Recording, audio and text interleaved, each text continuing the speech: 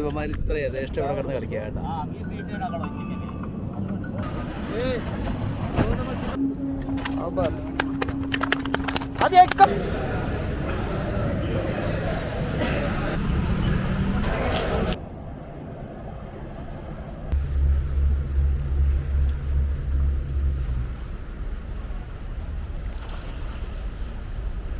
Hi, വിങ്സിൻ്റെ മറ്റൊരു എപ്പിസോഡിലേക്ക് അവർക്കും സ്വാഗതം.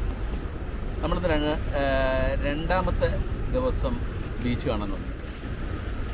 നമ്മൾ മാലിദ്വീപ്സിലേക്ക് വരുമ്പോൾ നമ്മൾ കാണുന്നതൊക്കെ വളരെ വർണ്ണാഭമായ ദ്വീപുകളും ഹാപ്പിനെസ്സും ഒക്കെയാണ്. പക്ഷേ ഒരു പരിധിക്കപ്പുറത്ത് അല്ലെങ്കിൽ കുറച്ച് അപ്പുറം മാറിയിട്ട് അതിൻ്റെ വേറൊരു മുഖവും കൂടിയുണ്ട് എന്നുള്ളതാണ് എനിക്ക് പറയാനുള്ളത്. ഞാൻ എൻ്റെ എപ്പിസോഡിലൂടെ ഉദ്ദേശിക്കുന്നത് മാലിദ്വീപ്സിലേക്ക് വരുന്ന പ്രവാസികൾ, രാജ്യക്കാർ, ഇന്ത്യ ഉൾപ്പെടെ മറ്റു രാജ്യങ്ങൾക്ക്, അപ്പോൾ നമുക്ക് പ്രത്യേകിച്ച് കേരളക്കാർക്ക് ഒരു ചെറിയൊരു അവയർനെസ്സും കൂടെ കൊടുക്കുക എന്നാണ് എൻ്റെ ഉദ്ദേശം.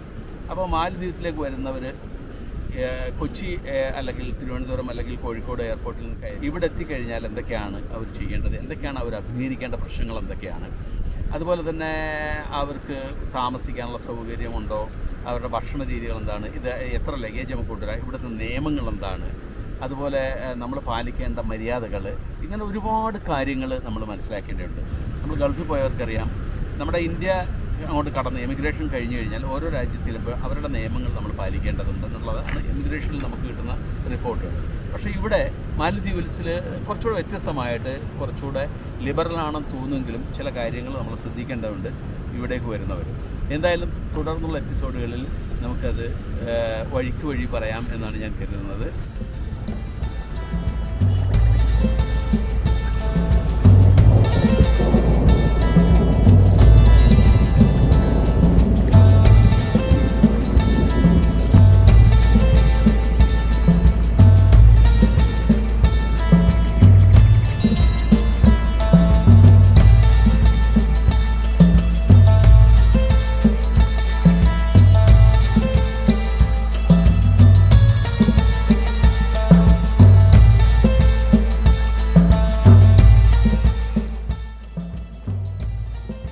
ഇത് നമ്മുടെ